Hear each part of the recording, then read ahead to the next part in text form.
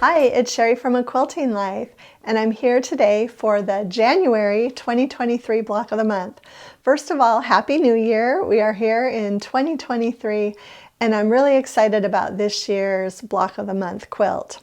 Once again, we are going to have blocks in two different sizes, 6-inch finished and 12-inch finished.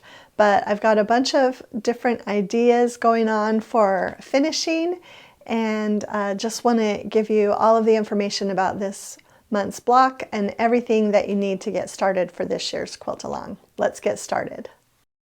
First of all, if you haven't already downloaded the PDF with the fabric requirements, make sure you go to my blog and download this. This gives all of the fabric that you need for the 6-inch blocks and for the 12-inch blocks. And we are going to have 3 different settings this year. There's going to be a regular 6-inch block setting and a regular 12-inch block setting, similar to what we did last year. Not exactly the same, but similar. And so we've got fabric requirements for both of those settings here. But I'm actually, as I've started sewing, I've decided that I'm going to do all of my blocks in the same fabric collection, and I'm going to have a 3rd setting. I'll get that information to you as soon as possible, but I'm going to use the 12-inch blocks and the 12 6-inch blocks in that other setting. If you want to get your fabric right now, I think if you add the setting fabrics from the 6-inch and the 12-inch together, that will give you plenty. But we'll get that information as soon as I design it and figure out exactly how I'm going to set those blocks. But anyway, this is available for you now. Some of the frequently asked questions are on here. And one of the things that's on here is that we are going to be sharing the block patterns on the first Monday of each month. Okay, before we get started, I just wanted to show this also. Those of you who sewed along last year are going to recognize that this is the 2022 Block of the Month in cross stitch. My friend Val, who does some of the most gorgeous custom quilting that you see on my quilts, she has a daughter, Katie, who is a brilliant cross stitcher, and Katie has so many fun designs in her Count Your Stitches shop on Etsy. But if you like cross stitch, I will put a link to this pattern for cross stitch, and you can get a paper pattern or a PDF pattern from her. So just really love this. She actually made this and gifted it to me, and I'm super excited to have it in my sewing room. Okay, we're going to get started now with this month's blocks.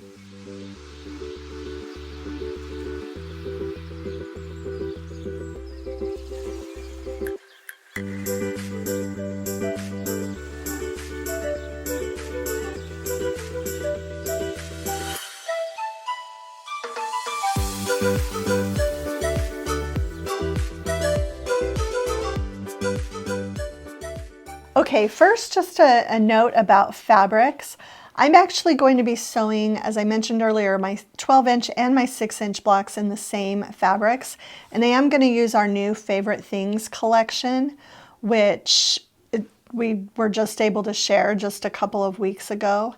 And so I am going to use this Favorite Things. I'll just kind of put the bundle right there so you can get a close-up look. But you are going to notice on your pattern that the patterns are going to also show our Simply Delightful group, which this will be in stores very, very soon. And the fun thing about these two groups is that the reds and the greens really do go together, and the light grays also. But so you will see on your patterns, I figured it would be really good to have this on the patterns because a lot of people use other fabrics. And this would be maybe easier to kind of translate into another everyday fabric collection. So again, I think we will have some photos on the patterns with the Christmas, but we will for sure have every single block, and you'll see the quilt in Simply Delightful. And this will be available very, very soon. We are thinking at the end of this month or early next month at the very latest. Okay, so this month's block is a version of an Ohio star. I'll go ahead and just give you a hint. There are actually, let me see, 1, 2, 3, 4. There are actually 4 different Ohio Star variations in this year's quilt. So just a little kind of sneak peek of what's ahead. And so 4 of those, and they're all different, but they all do utilize the quarter square triangle layout in one degree or another. So I was going to talk a little bit about that today. But first you'll notice, and I guess I should have my my contrast going the same direction. These go together super quickly. You can strip piece them or you can cut squares. I strip piece them to save time. And then you've got the 2 square blocks. So really the only thing, if you're a new or beginner quilter, the only thing that you need to worry about are these quarter square triangles. And the pieces are sized up so that you trim them down. So that makes it easier if you've never done this type of block before.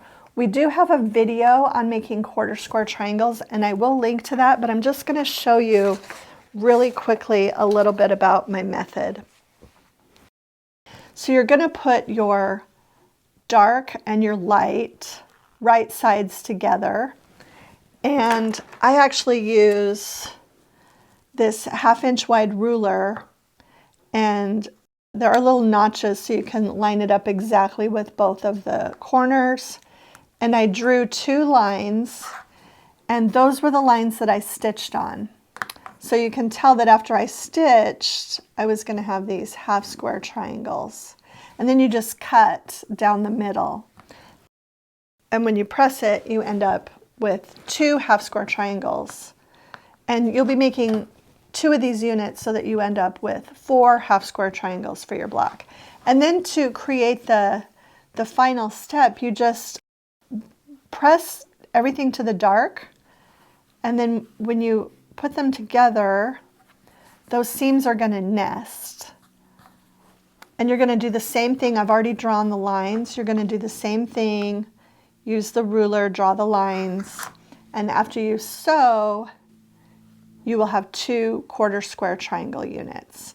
And again, we have a video that shows this step by step that we're going to link for you. And it will show you also how to trim it. And so once you've trimmed it, it should be really easy to have your block come out to the correct size.